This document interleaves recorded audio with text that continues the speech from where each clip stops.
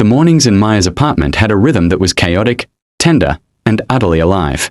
Kai had learned it slowly, piece by piece. The first time he read to the girls, he stumbled over the words, mispronouncing the names of animals and making odd voices for the characters. Hope giggled, Faith rolled her eyes in mock frustration, and Joy clutched the corner of her blanket, smiling shyly. "Daddy, that's not how the tiger sounds," Faith exclaimed, pointing an accusatory finger. Kai laughed, ruffling her hair gently. "Oh really? Then how does the tiger roar?" "The way this tiger roars," she said, puffing her cheeks and letting out a tiny, fierce roar that made Kai double over laughing. Maya leaned against the doorframe, arms folded, a soft smile on her face. "You're better than I expected," she said, though her voice carried the quiet weight of years gone by. Kai glanced at her, eyes a mixture of guilt and longing. "Better or worse?" he asked, a teasing note in his voice, though his heart thumped painfully at the reminder of everything lost. "Better," Maya admitted, turning back to watch the girls. Bath time was another battlefield of awkwardness and laughter. Kai crouched beside the tub, careful not to splash too much water on the floor, while Faith insisted on washing herself with precise determination. Hope supervised, and Joy kept singing off-key songs that made Kai's ears hurt but his heart swell. "Daddy, don't get the shampoo in your eyes," Hope warned, her little hands hovering like a lifeguard over his head. "I think I can manage," Kai said, ducking slightly to avoid a rogue squirt of soap. "No," the girls chorused, breaking into laughter. Maya hovered nearby, towel in hand, biting back a laugh as she observed the scene. "You really have to learn to survive 3 tiny dictators," she teased, though her eyes betrayed the tender warmth growing in her chest. Evenings were quieter, moments that Kai cherished in secret. He sat across from Maya at the small kitchen table, the hum of the city outside blending with the girls' giggles from the living room. They shared coffee, half-full mugs forgotten between them as they spoke in low tones. "I don't want to ruin anything for you," Maya said, stirring her coffee absent-mindedly. "The girls, they're everything. And I," her voice faltered, the words she couldn't say hanging in the air. Kai reached across the table, brushing her hand lightly. "I know," he said softly. "I feel it too. Every day. I didn't expect this. But I'm here now, Maya. For them. For you." She swallowed, looking down at their joined hands. "I know. But it's not just about being here. It's about the past, too. 5 years. We lost so much time. I don't know how to be just us again." Kai's thumb traced small circles on her skin, and he exhaled slowly. "We don't need to fix the past. We just need to be here. Step by step. Messy, awkward, slow, but together." The girls would wander in sometimes, pulling at them, interrupting their quiet moment, but Kai welcomed it, laughing as Joy tugged his sleeve. "Daddy, look. I made a castle," or Faith asked, "Can you read this part again?" Hope would peek from behind Maya, whispering conspiratorially, "They love you, Mummy, even if it's hard for us." Kai would look at Maya then, his eyes soft and filled with longing. "I'm learning," he said. "Learning to be a father, learning to be this." He gestured vaguely to their small, imperfect world, the apartment alive with the sound of children, laughter, and life. Maya smiled, fragile but genuine, feeling the truth in his words. The love between them was undeniable, threaded through the daily chaos, through shared glances, through small acts of care and patience. But it was shadowed by 5 years of hurt, by all that had been lost, by the tender, unhealed wound of a past they couldn't change. And still, each day, they tried. Each story read, each bath splashed, each shared coffee became a brick in a bridge back to each other. Imperfect, messy, and slow, but real. The montage ended not with a declaration, but with a quiet moment. Kai helping Joy tie her shoelaces, Maya adjusting Faith's scarf, Hope tugging gently at his hand. They were co-parenting, yes, but also rediscovering a love neither had dared to name fully yet. It was tender. It was complicated. And it was theirs. Kai sat in his office, the city sprawling beneath him through the glass walls, lights twinkling like distant stars. It was quiet, deceptively so, the hum of air conditioning and the soft clicking of keyboards the only sounds. He leaned back in his chair, reviewing charts and reports, his mind moving through calculations and strategies with the precision of a seasoned CEO. This was his element, the place where logic ruled, where decisions had weight, where principles mattered more than vanity or fear. His CFO, a sharp woman named Lillian, stepped in, holding a thick folder, her brow furrowed. Kai, we need to discuss something urgent, she said carefully. Kai didn't look up immediately. If it's about the Northbridge acquisition, I've already reviewed the projections. No, it's something else. It's a debt. Long overdue. From a family-run company. Winslow and Sons. Kai froze mid-breath. Winslow and Sons. The name was like ice in his veins, freezing his thoughts for a moment. He leaned forward, gripping the edge of the desk. Winslow, as in Maya's family. Lillian hesitated, sensing the weight of the question. Yes, Maya's family. The company is struggling. The debt. It's significant. They've defaulted repeatedly. Legal counsel says foreclosure is the only option to recover our position. Kai's mind spun, the words echoing in the cavern of his memory. Winslow and Sons, the empire of his old enemies, of the people who had humiliated him 5 years ago. The family that had judged him unworthy of Maya. The prideful faces of Robert and Eleanor, dismissing him as a leech, as a dreamer without merit. He exhaled slowly, forcing his thoughts into clarity. Show me the details, he said finally, his voice steady but tight. Lillian laid out the statements. Unpaid invoices, interest accrued, assets threatened, the looming specter of bankruptcy. The numbers were harsh, unforgiving. Legally, Kai, we have every right. But it's severe. This could end them. Kai's eyes narrowed. He leaned back in his chair, thinking. He could see it all, the opulent offices, the Winslow boardrooms, the world that had once been closed to him. And now, by principle and legal right, he held the power to undo them.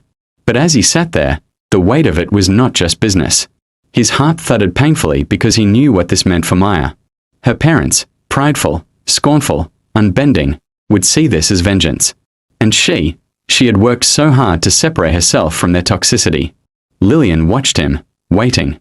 Kai, the legal path is clear. If you authorize foreclosure, they will lose everything. It's total. There's no other way. He closed his eyes briefly, memories flashing. The garden party where they had mocked him, Maya's tearful face as she tried to shield him, the boy he had been, humiliated yet determined. The man he had become now carried that fire, but tempered by principle, not anger. No, he said finally, voice low. Not yet. He opened his eyes, looking out at the city lights. We need a plan. A way to protect what matters most, without destroying her world completely. But I won't ignore the debt. I won't compromise the principles that built this company. Not for anyone. Not even for her parents. Lillian nodded, recognizing the steely resolve. Understood. Kai. I'll prepare options for controlled action, strategic leverage, legal safeguards. We can approach this carefully. Kai exhaled again, rubbing his forehead. Yes. Carefully. This isn't just a business decision. It's everything tangled together. Family, history, morality. I'll handle it the right way. Not just for profit, but for the people I care about. For Maya and the girls. A silence followed, the hum of the office filling the gap, heavier now with weight and purpose. Kai looked back at the folder, his jaw tight, eyes determined. Winslow and Sons had become more than a debtor. They were a challenge, a test of patience, of justice, and of his moral compass. And he would face it as he always had, principled, careful, and unflinching. But underneath the calculation and strategy, his heart thudded with an inescapable truth. This debt was tied to the woman he loved. The girls he had come to cherish, and the family he hoped one day to protect, not just with power, but with the strength of his heart. The Winslow estate was vast and cold, its walls heavy with polished wood and the faint echo of wealth long accumulated but now feeling brittle. Sunlight streamed through the tall windows, bouncing off crystal chandeliers, but the room felt like a mausoleum for pride rather than a home. Robert paced back and forth, the sharp click of his shoes against the marble floor louder than the ticking of the antique clock. Eleanor stood rigid near the large fireplace, her hands clasped so tightly that her knuckles whitened. They're on the brink, Robert, Eleanor said, voice clipped and strained. We can't keep pretending the numbers don't matter. Winslow and Sons, it's collapsing right under our feet. Robert ran a hand through his silvering hair, frustration flashing in his eyes. I know that. I know. But we've handled downturns before. We've survived worse. We can restructure, negotiate. Eleanor shook her head sharply. Negotiate. You call it that? Robert, do you have any idea who holds the balance now?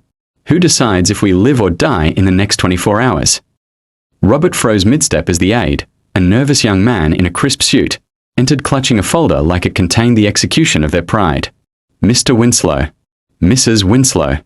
I have the latest financial report, as requested. Eleanor's eyes narrowed. Show me, she commanded, her tone brittle with anxiety. The aide held out the folder, hands trembling. The primary creditor for Winslow and Sons is Ethelgard Technologies. CEO, Kai Thorne. Time seemed to slow in the room. Robert's foot stopped mid-stride. Eleanor's jaw slackened, and for a long moment, neither of them spoke. Kai Thorne. Their scorned boy. The one they had mocked, humiliated, and dismissed as worthless. The young man who had once knelt before their judgment, eyes full of pain and promise, was now the one holding the power to unravel everything they had built. Robert's voice was barely audible. Kai. Thorne. Yes, sir. The report shows full legal standing. If we do not meet repayment obligations, foreclosure proceedings are scheduled immediately. The aide's words sounded faint, almost surreal, as though the room itself had muted. Eleanor's face drained of color. Impossible. That boy. He doesn't even own half of what we owe anyone. How could this happen? Robert slammed his hand onto the marble table. He's built an empire. 5 years ago we laughed at him, Eleanor.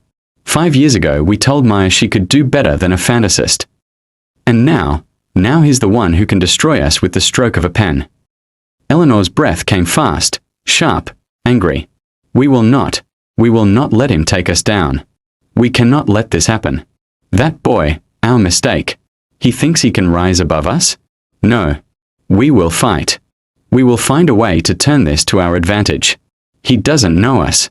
He thinks money is power, but he doesn't understand. He doesn't understand pride. Robert's hand trembled slightly, a rare crack in the armor of the man who had always been in control. Pride nearly ruined us anyway. But you're right. We will make a plan. We will remind him that no one, not even Kai Thorne, can ignore the Winslow legacy. Eleanor's eyes darkened with venom and entitlement. We'll leverage every connection, every influence. We'll make him regret touching us. We'll protect our daughter, and we'll show him. He may have risen, but we still command respect. He will pay, one way or another. The aide, shifting nervously, cleared his throat. Sir, perhaps we should consider a measured approach.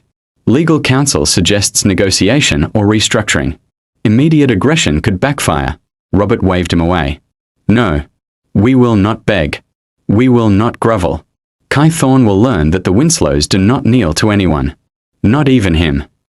Eleanor's lip curled slightly. The shadow of the woman who had once belittled Maya in full public glare now replaced with a predator's intensity. Prepare the files. Prepare the contacts. Everything we need to strike first. This is war. The room seemed to vibrate with their fury, their fear, and the brittle shards of pride.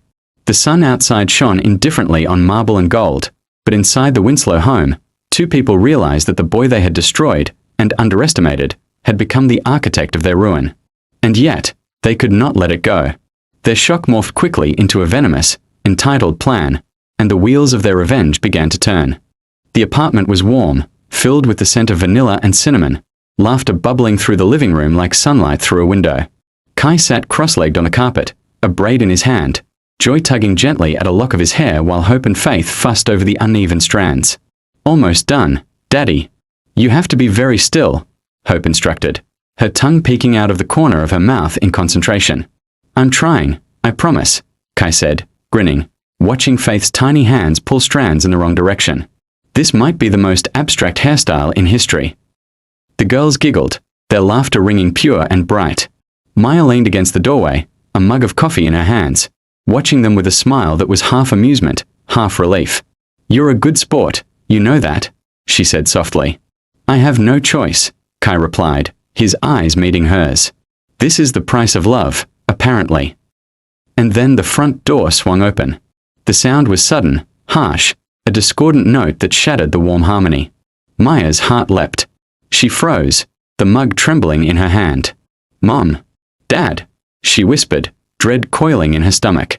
Robert and Eleanor Winslow stepped into the apartment without knocking, their expressions cold, measured, a carefully rehearsed air of superiority masking the fear and anger simmering underneath. Eleanor's eyes, sharp and calculating, swept the room like a hawk, landing on Kai. Robert's jaw tightened as he took in the scene. The laughter, the casual domesticity, the man who had once been dismissed and humiliated now at the center of it. The room grew suddenly colder. The warmth drained out like steam, leaving a chill that crawled over Maya's skin. The girls sensed it immediately. Joy clutched Kai's arm, peeking around him with wide, uncertain eyes. Hope and faith pressed themselves closer, positioning him between themselves and the intruders. "Girls, stay behind me," Kai said quietly, a calm veneer over a storm building inside. Maya stepped forward, trying to mask the panic curling in her chest. "What are you doing here? You can't just—" "Your parents," Eleanor said, voice smooth but cutting. "We need to have a conversation. Now." Kai didn't move from the floor, his hands still tangled in the girl's hair. "I think you need to leave," he said slowly, deliberately. His voice was low, steady, a shield of ice beneath the warmth of the home. Robert's pride flared. "We are your elders. You will listen to us." Kai's gaze shifted to him, unblinking. "You are threatening children in my home. Step outside, or I will remove you myself." Maya felt a tremor of fear, and of awe, run through her. The man she had loved, the boy who had once been humiliated by these people, now stood, or rather, remained seated, composed, protective, immovable, as the only barrier between her daughters and the venomous pride of their grandparents. Eleanor's lips pressed into a thin line. "You don't get it. We are worried about our family. And you're meddling where you don't belong." Kai's jaw tightened imperceptibly. "These are my children too. You do not get to threaten them. Not here. Not ever." The girls huddled closer, sensing the change in the air, their innocent laughter silenced by tension. Joy whispered, "Daddy, are they scary?" Kai's hand found hers, squeezing it gently. "They're not your friends. But you are safe. I promise." Maya watched, heart pounding, as the room filled with unspoken history, pride, and grudges. Her parents' eyes, sharp and cold, scanned every corner, every smile, every small sign of happiness they once denied her. And Kai, the boy they had once crushed with ridicule and scorn, remained seated among her daughters, a living shield, calm but lethal in his quiet authority. The air was ice now, every laugh from earlier memory, every braid in Kai's hair a symbol of the love and safety they had carved out against the odds. And in that moment, Maya realized something. The man before her was not just her children's father. He was a fortress. The scene froze in her mind, the warmth, the laughter, the cold intrusion, and she understood, with a sharp pang, that nothing would ever threaten this family without consequence. The silence in the apartment stretched thin after the door closed behind them. The girls clung to Kai now, their small fingers hooked into his shirt, their eyes watching Robert and Eleanor the way children watch storms through glass, uncertain, frightened, waiting. Kai slowly rose from the floor, careful not to startle them, and guided them gently behind him. Maya stood frozen near the kitchen counter, her heart pounding so loudly she was sure everyone could hear it. Robert cleared his throat first. His shoulders straightened, his face arranging itself into a smile that looked practiced, polished, and completely empty. "Kai," he said smoothly, spreading his hands as if greeting an old acquaintance. "There's no need for hostility. We are all adults here. Successful adults." He glanced around the apartment with thinly veiled judgment. "We can speak calmly." Kai did not return the smile. His face was unreadable, his posture steady. "You came without permission," he said quietly. "And you're upsetting my children. Say what you came to say." Robert chuckled lightly, as though Kai had made a joke. "Always so intense. I remember that about you." He stepped closer, lowering his voice. "Look, let's be reasonable. Business is business, yes? You're a smart man now. A powerful one. Surely you understand the importance of compromise." Maya finally found her voice. "Dad, please." Eleanor lifted a hand sharply. "This is between grown men, Maya." Kai's eyes flicked to Eleanor, then back to Robert. "There is nothing to compromise," he said evenly. "Your company owes a debt. The terms were clear. This is not personal. It's procedure. Robert's smile tightened. Come now. Don't pretend you don't understand the position you're in. You could choose mercy. You could show grace. He leaned in slightly. After all, we are family. For the children's sake. At that, Hope pressed her face into Kai's side. Faith whispered, Daddy. I don't like his voice. Kai placed a protective hand on her head. I know, he murmured. Then louder, to Robert, do not use my children as leverage. Robert's charm finally cracked. His eyes hardened. You always did think too much with your feelings. This is why men like us exist, to teach boys like you how the world really works. That was when Eleanor stepped forward. Her smile was gone now, stripped away like paint from rusted metal. Her eyes glittered, sharp and cruel. Enough of this pretending, she snapped. You think because you have money now, you've won? You think you can destroy us and walk away clean? Kai didn't flinch. Threats won't change facts. Eleanor laughed, a cold, humorless sound. Oh, this isn't a threat. This is a promise.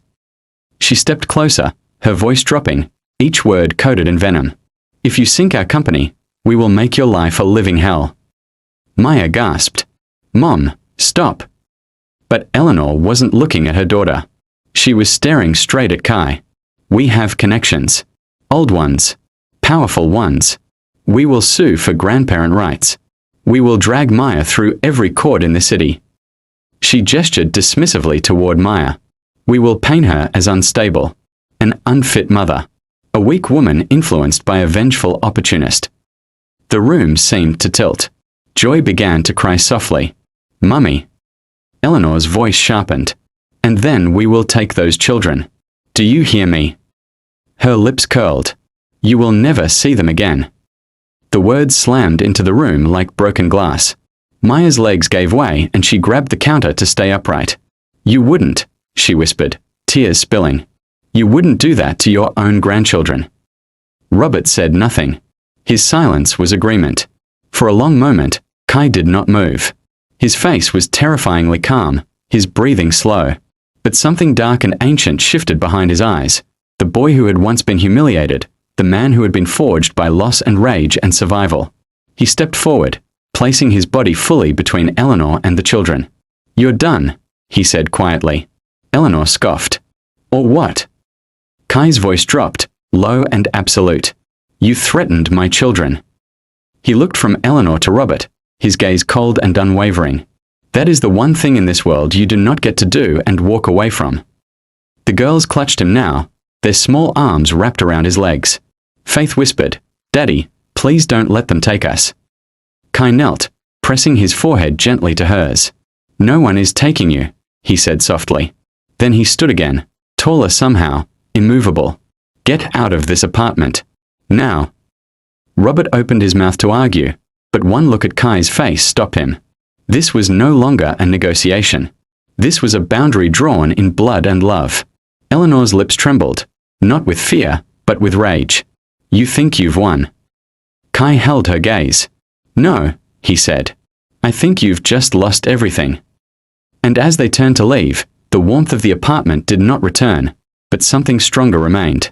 A line had been crossed, and Kai Thorne had become not just a father, but a protector who would burn the world down before letting it touch his children. For one brief, dangerous second, the boy came back. It flickered in Kai's eyes like a ghost, thin, wounded, standing in a garden years ago while laughter and cruel words cut him open. The boy who had been called a leech, a fantasist. The boy who had walked away with his dignity in pieces and his heart in ruins.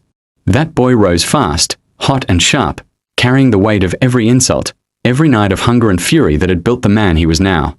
Then the girls shifted behind him. Small hands grabbed his shirt. A quiet whimper. Faith's breath hitching. Hope's fingers tightening in his sleeve. Joy's soft, frightened sob.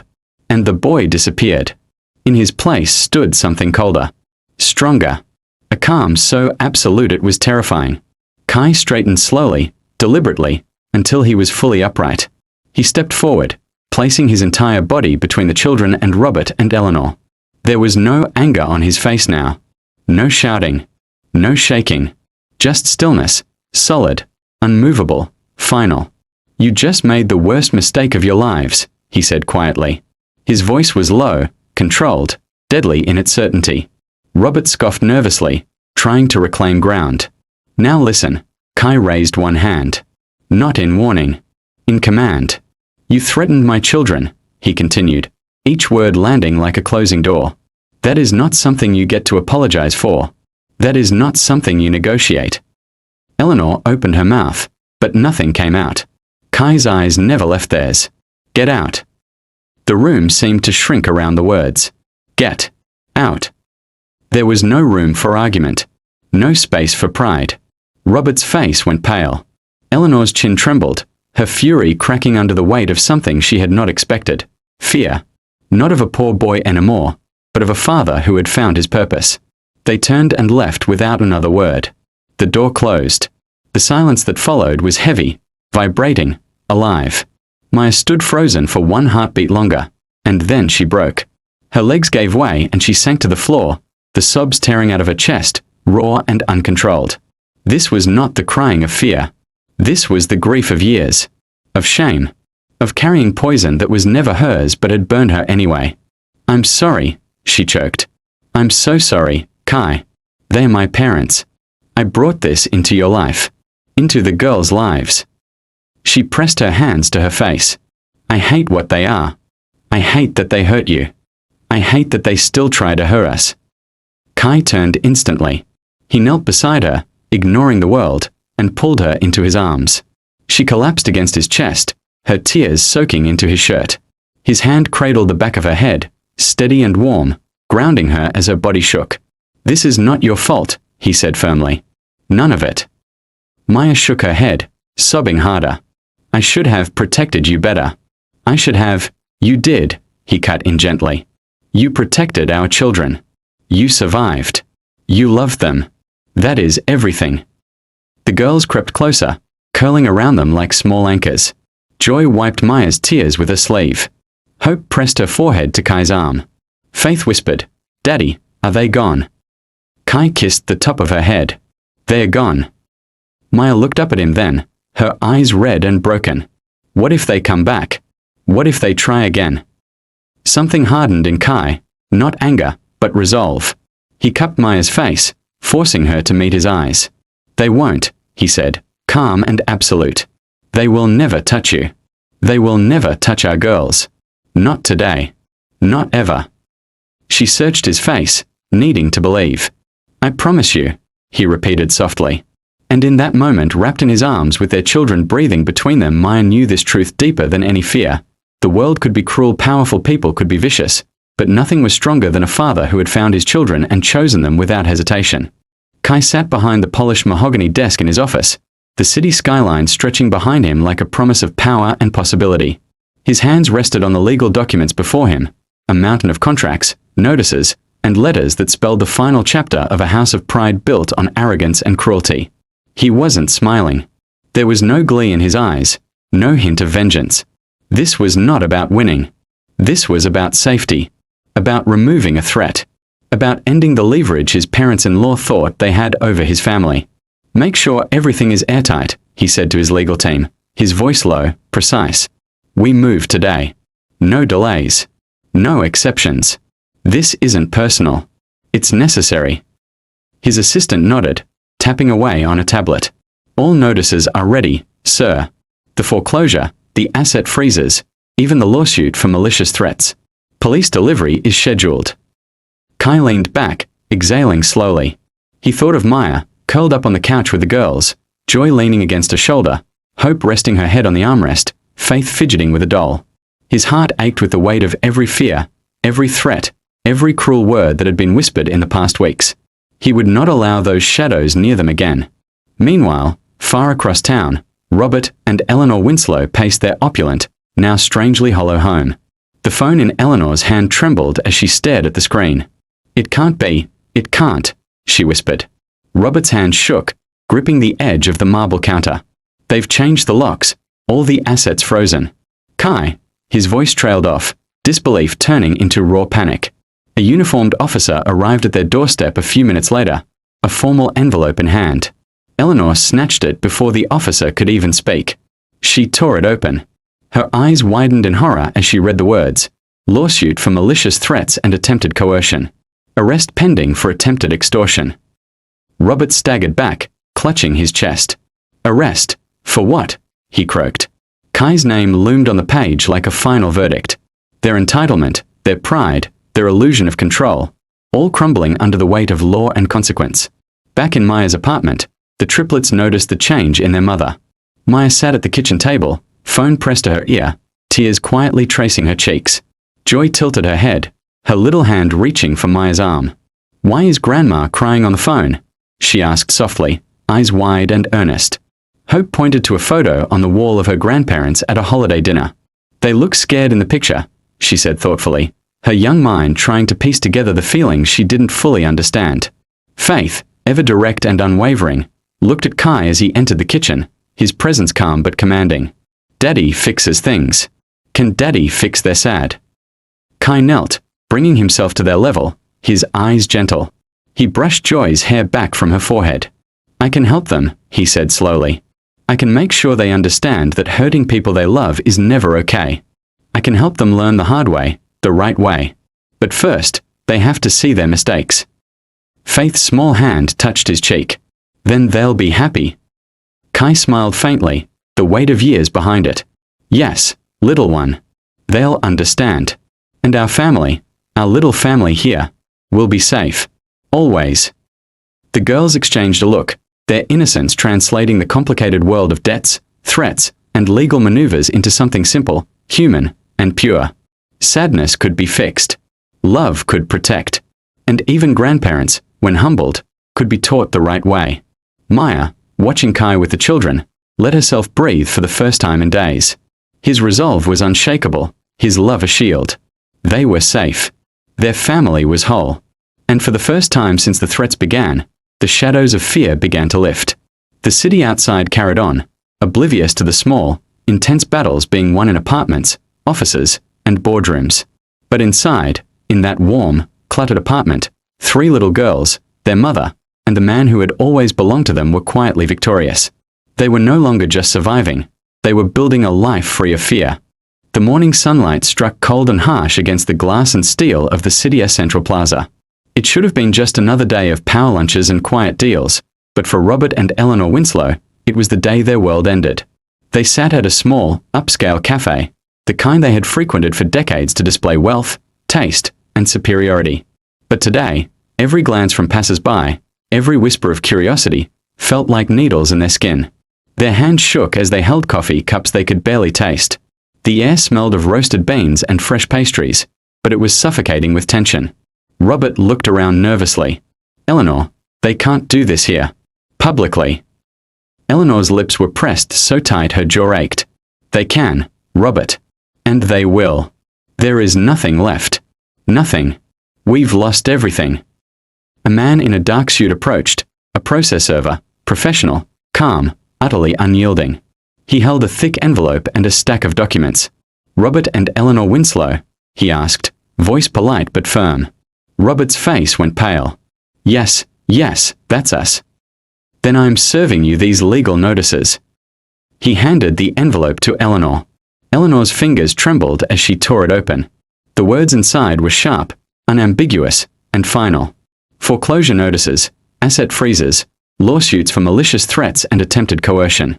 The police delivery and arrest notices for attempted extortion were stapled neatly on top, an immovable weight of reality. Robert swallowed hard, his knuckles white around the coffee cup. This isn't happening. This can't be happening." The process server cleared his throat. "I'm required to inform you that your only recourse now is to issue a full, public retraction and seek mercy from Mr. Thorne. Otherwise, the legal consequences will proceed as scheduled." Eleanor's hand shook violently.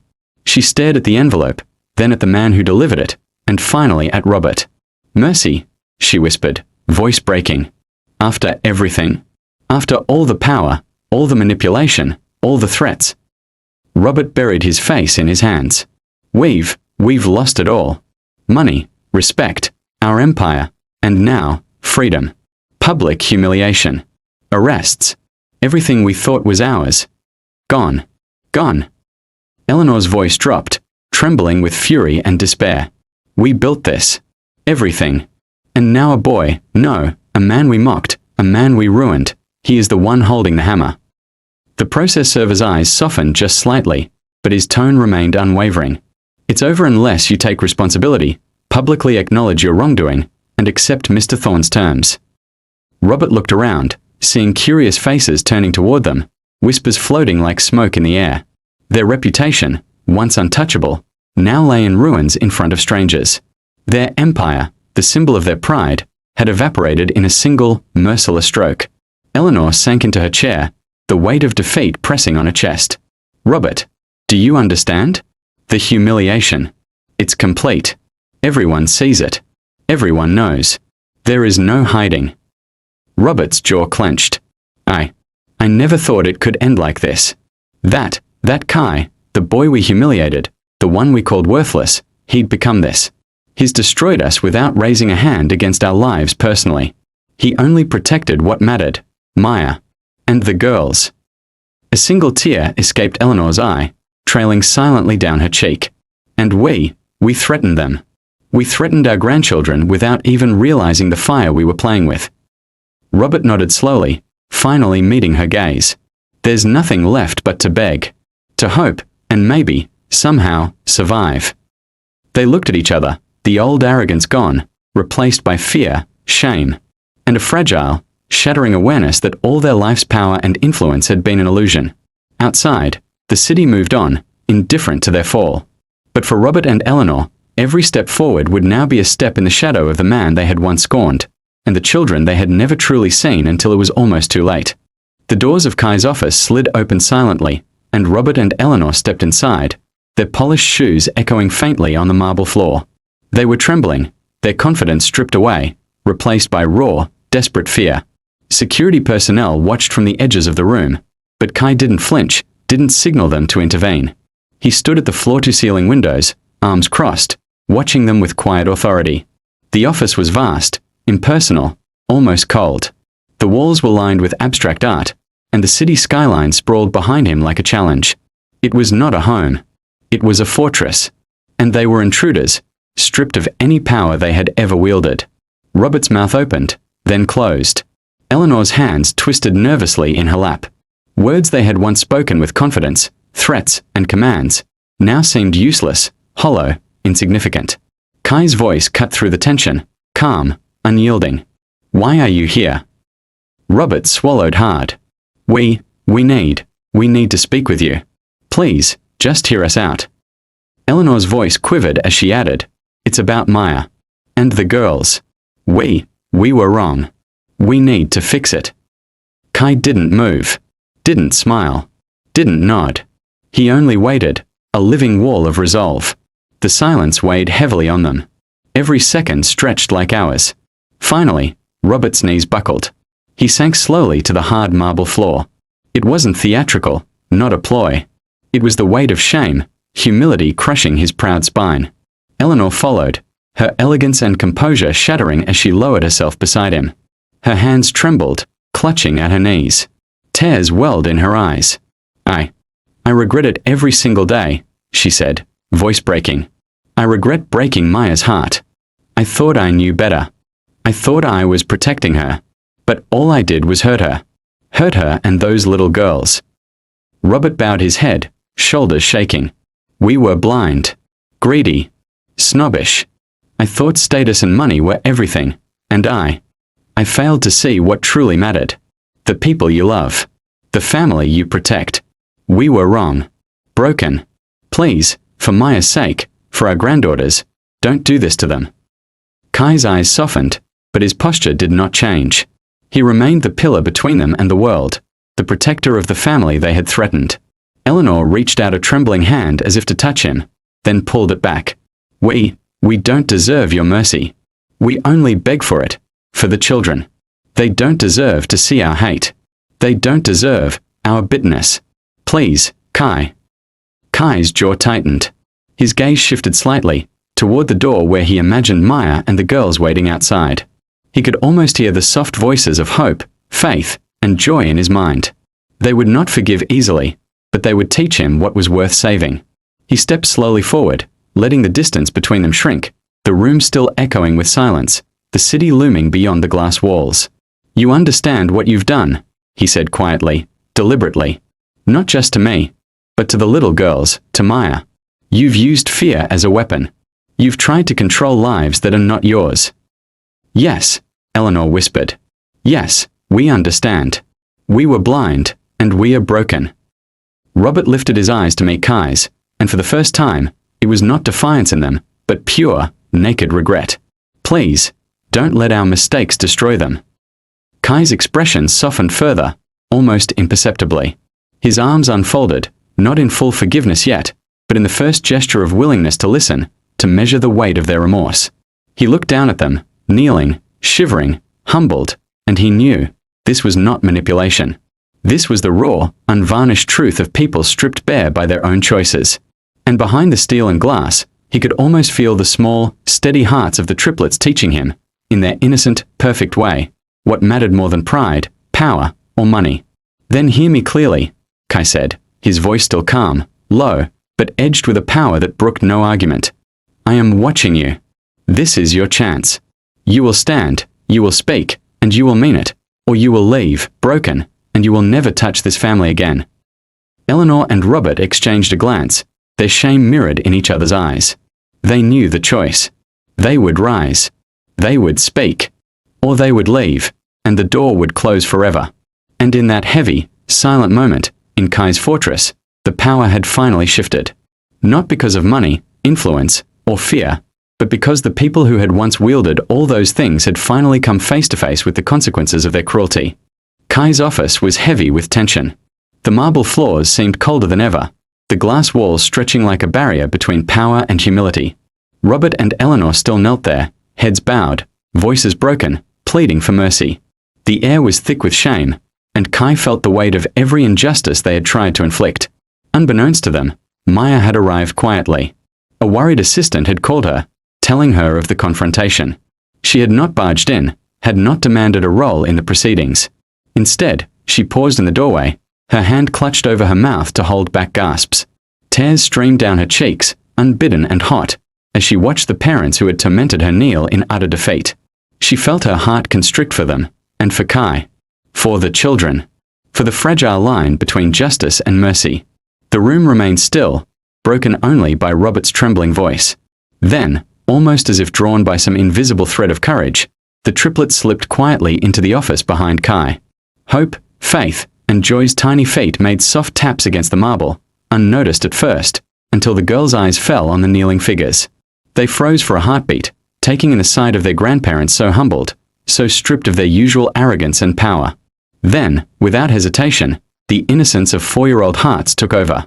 The triplets ran forward, Joy's giggles muffled by tears, Faith's little fists clenched around her grandmother's hands, Hope holding Robert's elbow gently but firmly. They wrapped themselves around their grandparents with all the pure, fearless love only children possess. "Grandma! Grandpa!" Joy whispered, her tiny arms squeezing with all her might. "It's okay. Don't cry. We love you." Hope tugged at Robert's sleeve. "They look sad because they were mean, but now we can fix it. Right, Daddy?" Faith's voice was firm, but trembling. "Daddy, please don't be angry anymore." She looked up at Kai, eyes shining with tears and hope. "Please, help them stop crying. We want a happy family.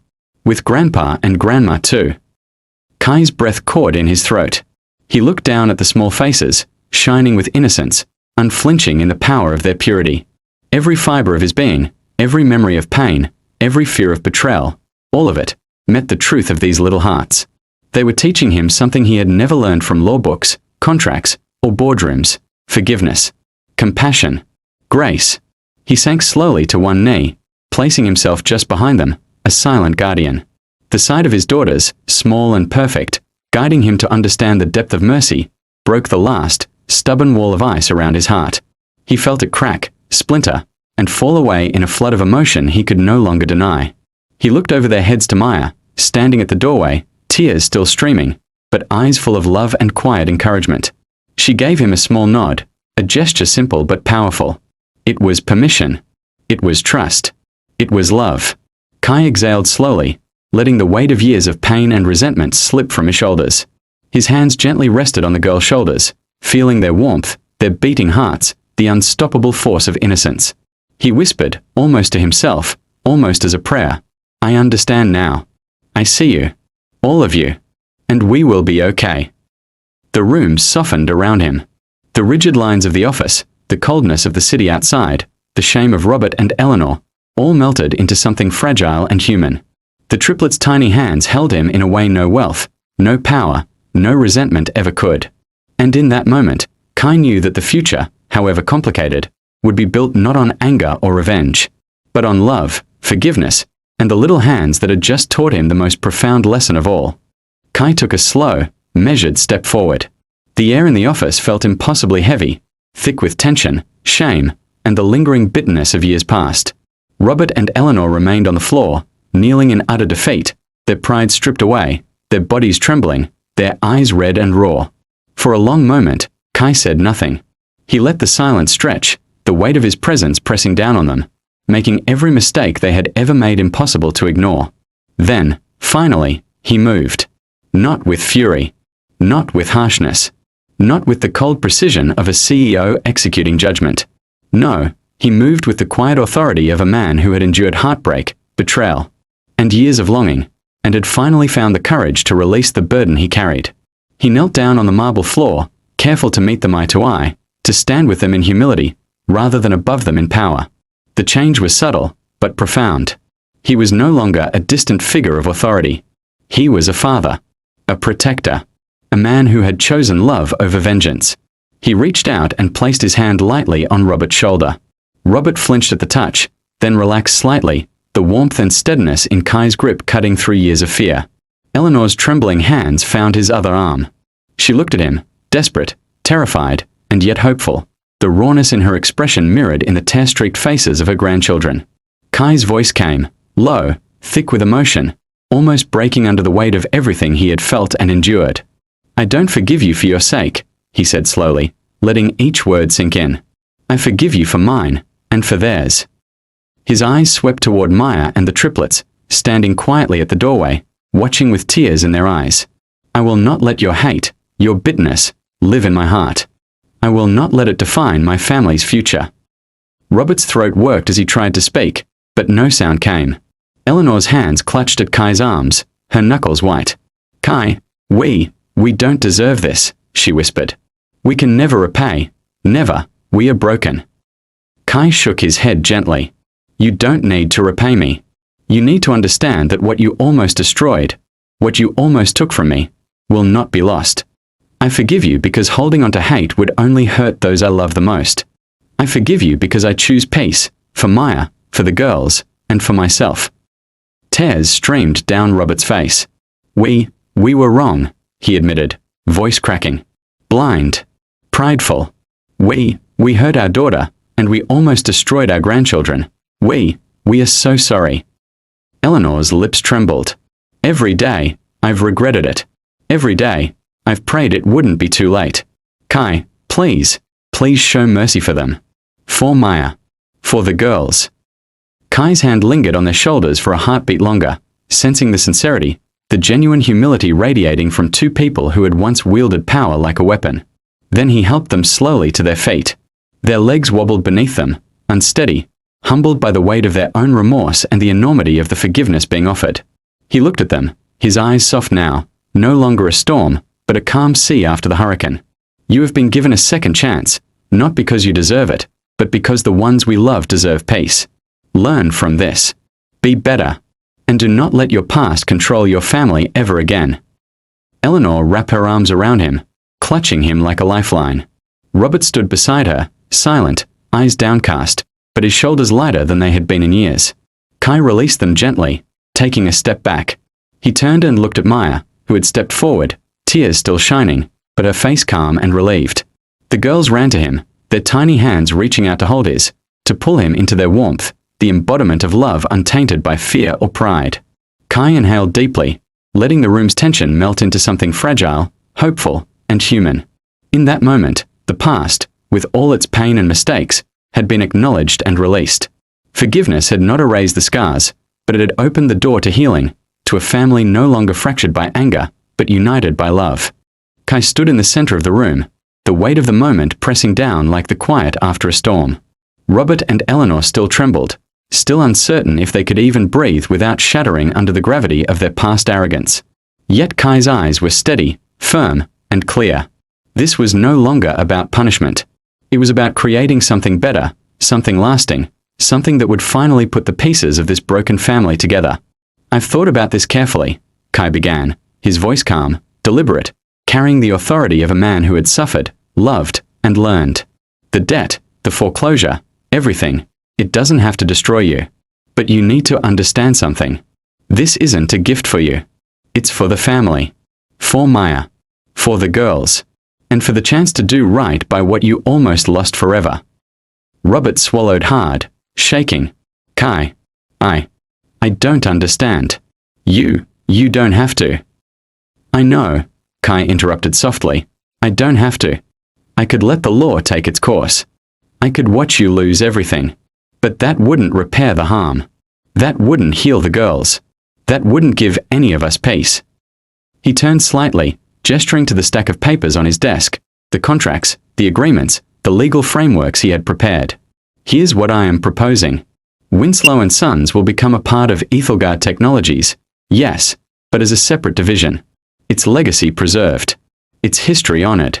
But you, both of you, will not have the power to control, manipulate, or harm anyone again. Robert, you will have an honorary advisory role, your experience acknowledged, your contributions recognized, but your hands will no longer steer the course without oversight. It's not punishment. It's protection. For the family. For the girls. For Maya." Eleanor's eyes widened, a tremor of disbelief shaking her body. You're giving us a chance," she whispered, voice breaking. "After everything we've done." Kai's gaze softened but remained unwavering. "Yes. Not because you deserve it. Not because your pride or your money earns it. But because the children, the girls, deserve a family that is safe. That is whole. Mercy is not weakness. Mercy is strength. And this is my strength. To choose what matters over what hurts." Robert dropped his gaze to the floor, tears threatening, shame washing over him. I don't know what to say. I never imagined, after how we treated you, how we treated Maya, that you could." Kai let a small, sad smile touch his lips. "You don't need to say anything. Just live better. Protect her. Protect them. That is the only repayment I ask." Eleanor's hand shook as she reached toward the contract papers, tentative, afraid to believe. We can rebuild? For Maya, for the girls, we can try." Kai nodded. "Yes. Rebuild. But rebuild with humility, honesty, and the knowledge that true power is not control or wealth. It is the love you protect, the people you honor, and the mistakes you never repeat." For the first time in years, Robert and Eleanor felt the strange, overwhelming weight of relief. They were not rich anymore, not in the way they had once valued. But they were given something far greater, a path back into their family, a chance to redeem themselves in the eyes of the children they had once dismissed. Kai stepped back, eyes sweeping the room, and allowed a small, gentle smile to cross his face. This was not victory in the old sense. This was victory in a new one built on forgiveness, mercy, and the unshakable belief that family, above all else, was worth protecting. It was 1 year later. The bitter chill of winter wrapped the city in a quiet hush, but inside the house, warmth radiated from every corner. The scent of roasted meat, spices, and fresh bread filled the air, mingling with the soft, twinkling lights of a magnificent Christmas tree. The tree glittered like a star caught in a snow globe, ornaments reflecting the laughter and joy of a family who had found its way back together. The girls, Hope, Faith, and Joy, were giggling uncontrollably, weaving between the polished wooden floors and the rich rug in the living room. Robert, once rigid with pride and cold ambition, was now a different man. Humbled, softened by humility and love, he crouched beside a long, circular track on the floor, showing the girls how to set up a toy train. His hands were careful, gentle, guiding their small fingers as they clicked the tracks together. "Careful there, Hope," Robert said, his voice warm, soft. "Make sure the track snaps in just right, or the train won't move." Hope looked up at him, her eyes sparkling. "I got it, Grandpa." "See? Faith, you need to put this piece here." Faith followed her lead, and Joy clapped her hands with excitement as the engine chugged along the wooden tracks, whistling in perfect, tiny rhythm. The sight was a living painting of reconciliation, love, and innocence. In the kitchen, Maya and Eleanor worked side by side, finishing the Christmas dinner. They chopped, stirred, and tasted, laughter escaping freely, filling the room like music. For a moment, they paused, their eyes meeting across the counter, and in that brief glance, a lifetime of unspoken words, regrets, and healing passed between them. Eleanor's face was soft now, lines of pride and past cruelty replaced by reflection and quiet gratitude. Maya's smile held the fragile joy of survival, of love reclaimed. "You added too much salt, Maya," Eleanor teased gently, nudging her arm. Maya laughed, the sound light and easy, and shook her head. "You're just tasting it wrong. Trust me, it's perfect." In the doorway, Kai leaned casually against the frame, watching the scene with a smile that was both proud and tender. He stepped forward quietly, holding a small, simple velvet box in his hand. The girls, still caught up in their train, barely noticed him. "Maya," he said softly, approaching her at the counter. She looked up, startled, her hands still on the gravy boat. He knelt slightly, slipping the small, elegant ring onto her finger.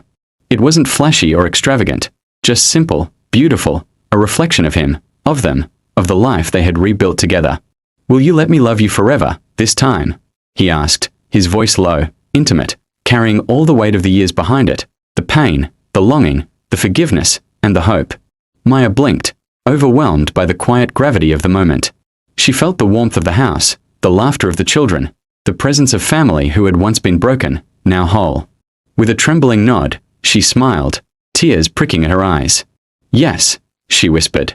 Then, leaning forward, she kissed him gently, tenderly, a kiss full of history and promise, of love renewed and unbroken. The girls, sensing the moment, ran into the kitchen with joyful shrieks. "Mummy! Daddy! You kissed!" Joy squealed, bouncing on her toes. Faith clapped her hands. Hope dragged Robert over. "Grandpa! Grandpa! The train's going. Come see." Laughter erupted, filling the house with warmth, echoing off the walls, and wrapping everyone in a sense of completeness that had once seemed impossible. Kai and Maya stood together, hands intertwined, watching the girls celebrate, feeling the quiet joy of a family that had survived its trials and come out stronger. The camera, if one were there, would have pulled back slowly through the frosted window, capturing the glow of the Christmas tree. The dancing shadows of the family at play, the steam rising from the dishes, and the laughter that rang through the house. The final image would have been of hands clasped together across the table. Kai's, Maya's, Robert's, Eleanor's, and the three small hands of the triplets, joined, unbroken, and whole at last. In that moment, the house was more than a home. It was a testament to forgiveness, resilience, and the undeniable truth that the greatest wealth was not in money or power, but in love, family, and the quiet miracles of second chances. The evening light filtered softly through the large windows, casting a golden glow over the dining room. The smell of roasted vegetables, warm bread, and cinnamon-spiced desserts lingered in the air, mingling with the quiet hum of contentment. The house was alive, not with the frantic energy of a small apartment, nor with the cold, empty echo of an office, but with the warmth of family, reclaimed and healed. Around the large wooden dining table, Kai, Maya, the triplets, Robert, and Eleanor gathered.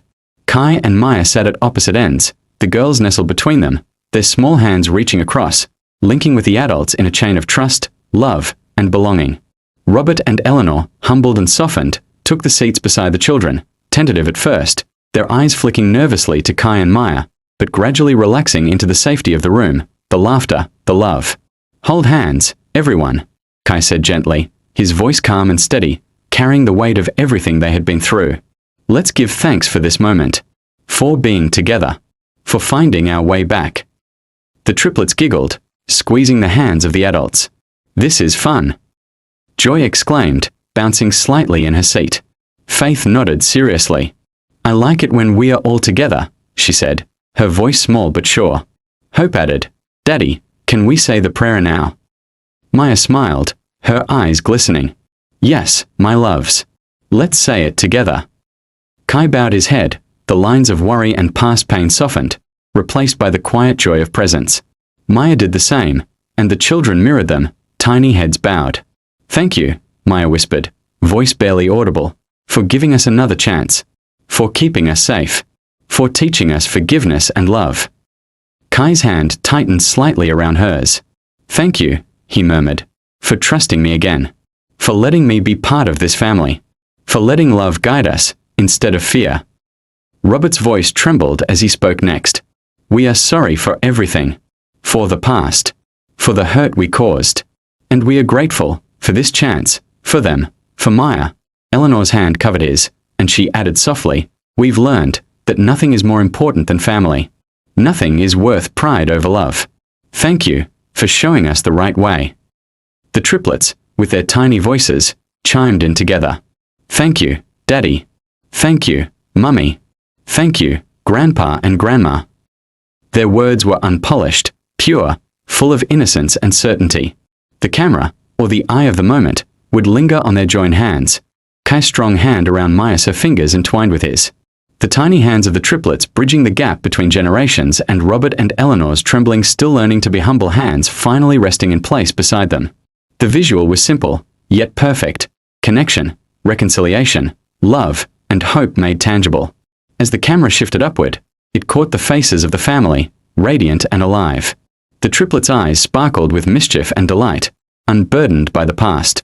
Kai's expression was calm, yet full of depth, the storm of old pain finally stilled by forgiveness. Maya's gaze was soft, resilient, and finally at peace. Robert and Eleanor, humbled and grateful, looked on with newfound clarity, the lessons of their past etched in every line of their faces. No one spoke now. Words were unnecessary. Every glance, every small smile, every soft squeeze of a hand said everything. They were not just rich, not just triumphant in business or social standing. They were whole, complete. A family that had endured betrayal, pride, and loss, and emerged stronger, bound by love, respect, and forgiveness.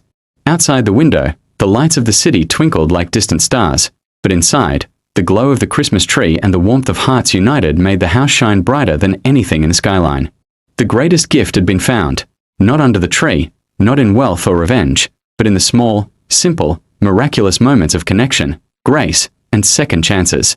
The final message lingered on the screen, or in the heart of anyone witnessing it. The greatest victory is not in tearing down your enemies, but in building a bridge to peace, and finding your family waiting for you on the other side. It was a reminder that love, forgiveness, and patience were more valuable than power, more enduring than pride, and more rewarding than wealth. In that room, at that table, a family had discovered true wealth, and in the glow of their togetherness, they were finally home.